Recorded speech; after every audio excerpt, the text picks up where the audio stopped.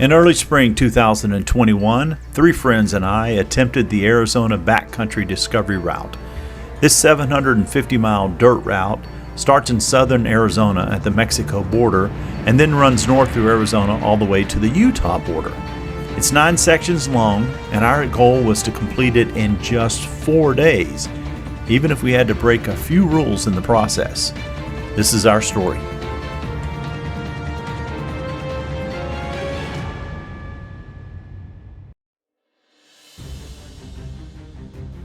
Our plan for the day was to run east back to the BDR and then run that north to Flagstaff. The problem is we're above 7,000 feet in elevation and there's snow everywhere. I wonder if the roads are going to be closed. Day 3, we're here in Heber, Overguard, and it's about 8 a.m. and it's brisk. It was 27 when I woke up this morning. It's 30 now. Got a little bit of frost on the bike. We're taking off about 9. It's gonna be brisk riding. 28 miles of pavement to back to the BDR, so it's gonna be a cold ride. Well, at least it was sunny. It helped a little bit. Man, there was snow everywhere. We're at the Muggiwan Visitor Center. It's closed and there's still snow. Elevation, 7,500 feet. Woo! This is the Muggiwan Rim view of the distant mountains. Sure is pretty up here. As soon as we got off the main road and tried to get back onto the BDR, the very first thing we ran into was a closed road. This is what we were worried about. Plan B was to drive west, drop down off of the Muggiwan Rim where there was less snow and the roads were open, run that west, and then circle around and try and catch the BDR north of the Muggiwan Rim. That's the Muggiwan Rim. The rim road's closed, and so we're taking a bypass below the rim, and it's called the Control Road. And so this is just the view, one of the views. The Control Road was an easy Class 1, but it twisted and turned and had elevation changes, plus it provided nice views of the Muggiwan Rim. We're in Pine, Arizona. Decided to take a little bit of an early lunch, because this afternoon there's a long section with no services. We're here at the Pine Deli. I'm gonna grab a sandwich for lunch. After our early lunch, we took pavement east back to the BDR and immediately came upon another closed road. At this point, we figured out all of the 4 service roads in this area are going to be closed because of the snow, and so we ran pavement all the way to Flagstaff. Not very interesting, not a lot of fun. There was one nice view of that mountain though. A quick stop at a motorcycle shop in Flagstaff, then we went to the hotel, checked in, and dinner and drinks. Well, it's Wednesday, we're in Flagstaff. We got here early, 3 o'clock or so. Unfortunately, there's a lot of snow. Once we headed north this morning, Muggiwan Rim, that area north, there was snow in the forest. The paved roads are open, but there's still quite a bit of snow in the forest. And so the Forest Service has closed the 4 service roads. You know, as I understand it, you can't ride through the snow on the bike, obviously. But when the snow melts, the 4 service roads, which are not paved, get muddy and can be impassable. So we tried a couple of different routes and we weren't able to do it. So we ended up taking pavement all the way to Flagstaff today. So about 150 miles on the day, 20 of that was dirt. So not a particularly inspiring day. And we're concerned that tomorrow we're supposed to continue going north. We're still at elevation. The odds are high that the 4 service roads that we're going to ride tomorrow, at least the first half of the day, will also be closed.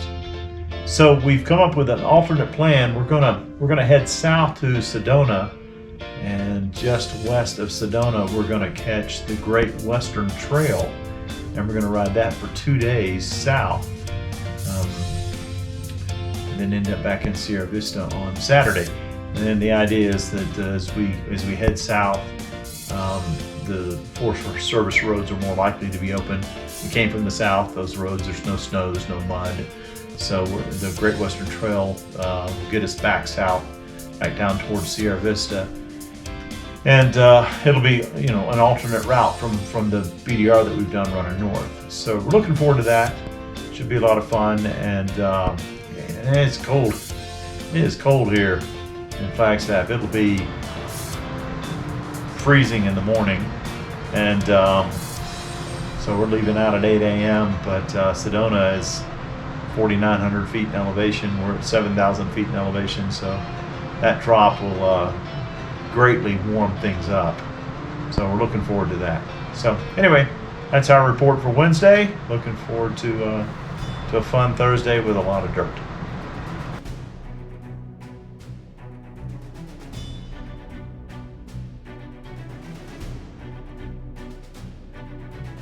The Great Western Trail, it parallels the Arizona BDR, starts at the Mexico border and runs a couple thousand miles north through Utah and on up. So we could go over, hit that, and run south on it, where we knew there wasn't snow, and enjoy some additional great dirt riding. So that was our plan.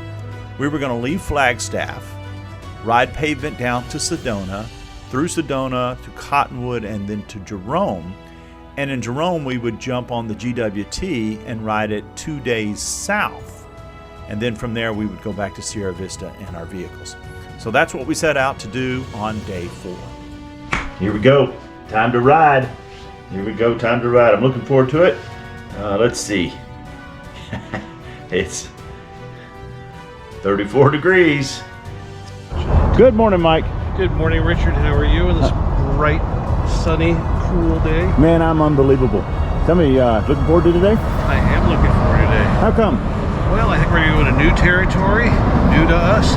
Anytime you go to a new piece of country that you have not been in before, you can explore and unknown. It's always great. There we go. Thank you, buddy. Kickstand on. Houston, we have a problem. David's kickstand gave up the ghost. He worked on it yesterday, but he didn't get it fixed. So now, anytime we stop, Dave's got to find a tree to lean his bike against, or lay it on the ground. No bueno. Pavement coming out of Flagstaff was no big deal until we got closer to Sedona and entered Oak Creek Canyon. Wow, this was incredibly beautiful. I've never been here before, my first time, and man, I'm so glad we came this way. It's so beautiful. I need to bring my wife and the family back here and explore this area further. Just amazing through here. The pictures and video just do not do it justice.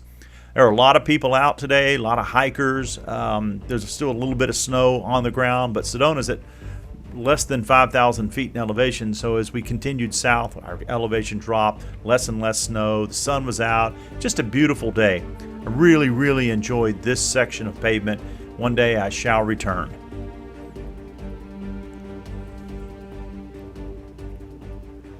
Sedona is famous for its red rocks, and as we got closer to Sedona, the rocks changed to red.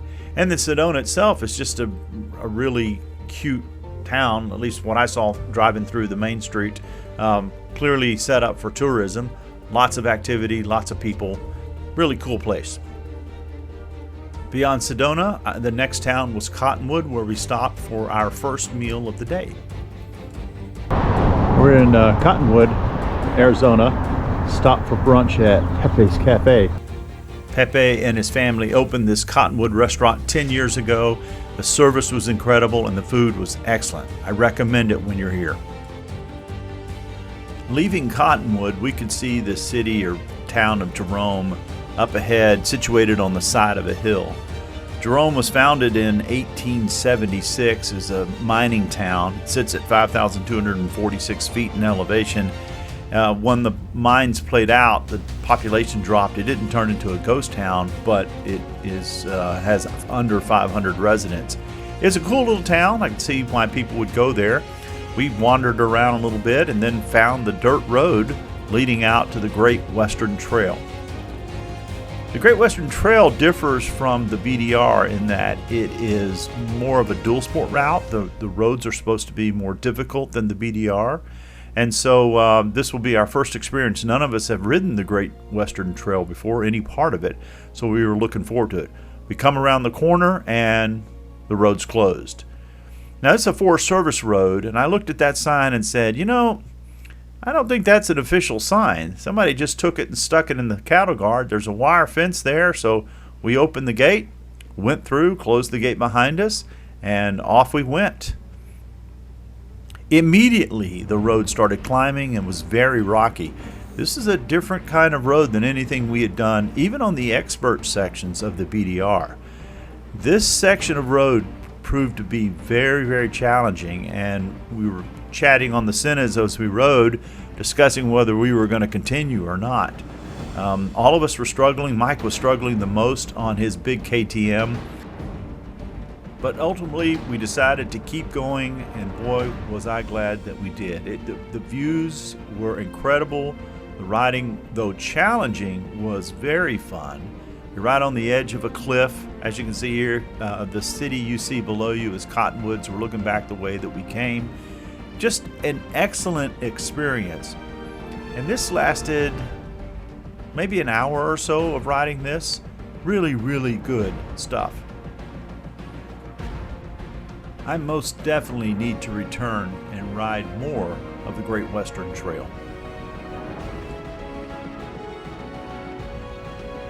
Oh yeah, this is the good stuff, John. Hey, Hey, what's going on? man, the views up here are just incredible. As we rode south, the roads got easier. Clearly this part of the road is more used than what we'd been on. Ended up in the forest, and then disaster hit. Right there.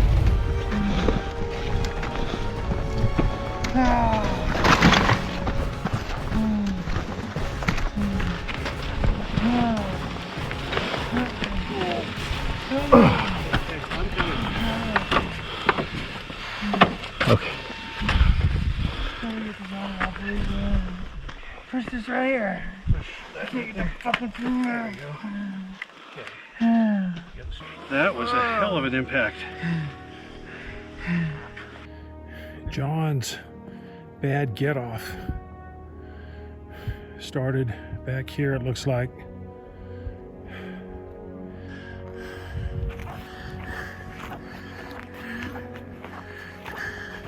Looks like something rode this ridge right here. Took the front tire or the back tire out, can't tell which one. And it tossed him completely to the other side of the road. And then it looked like he high-sided right here. That's where the tracks end. Motorcycle flying in the air, no tracks, and land right here and dig this divot in the road.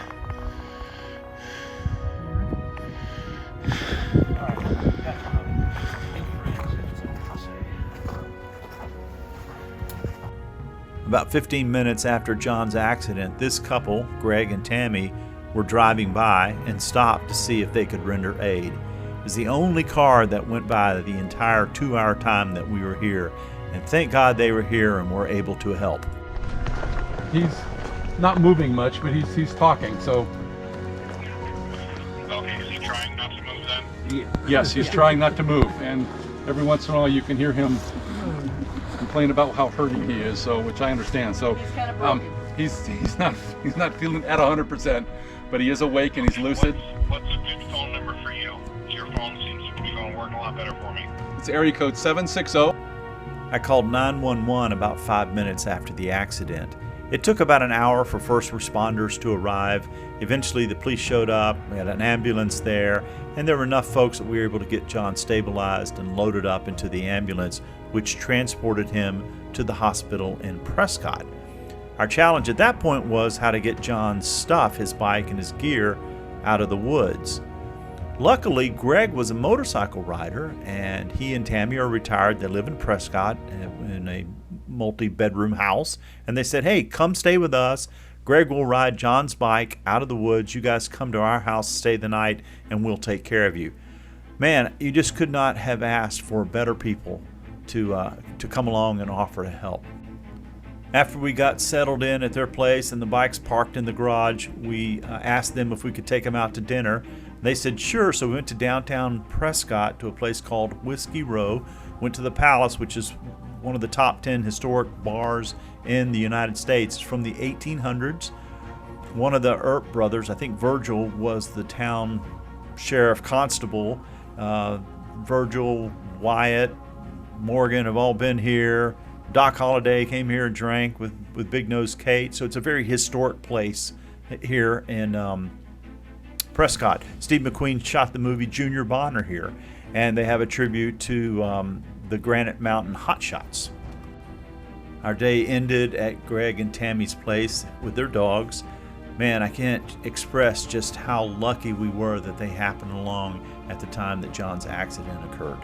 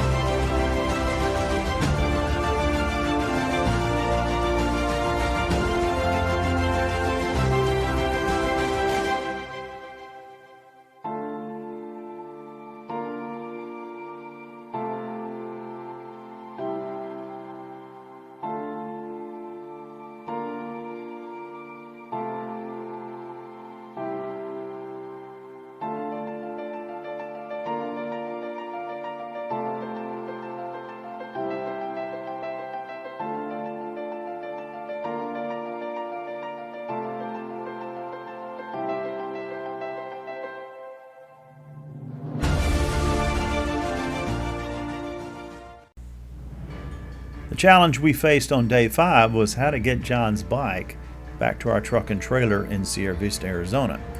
Well, once again, Greg and Tammy, our guardian angels, came to our rescue. They proposed that they would use their truck and toy hauler, would load the bikes up, and they would haul us all to Sierra Vista back to our truck. Man, I can't explain how wonderful it was that we met them and they were here to help us out. It made things 10 times easier than it would have been otherwise. All right, we've loaded our bikes in the back of Greg and Tammy's toy hauler.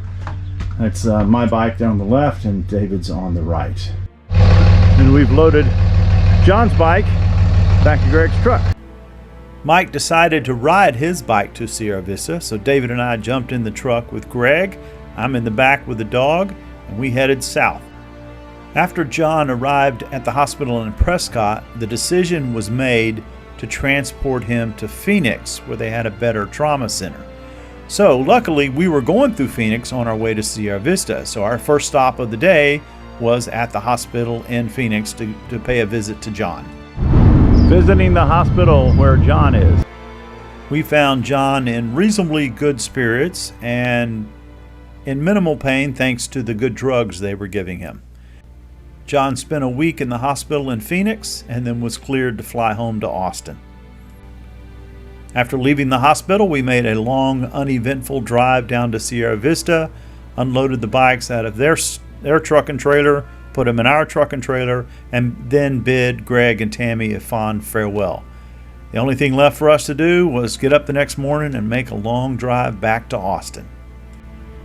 Sometimes adventure rides don't go as planned, which is why we call them adventure rides. Clearly, this one didn't go as planned. First, not completing the BDR because of snow in northern Arizona, and then obviously with John's crash. So what this means is we've got unfinished business in Arizona. And the famous words of MacArthur, we shall return.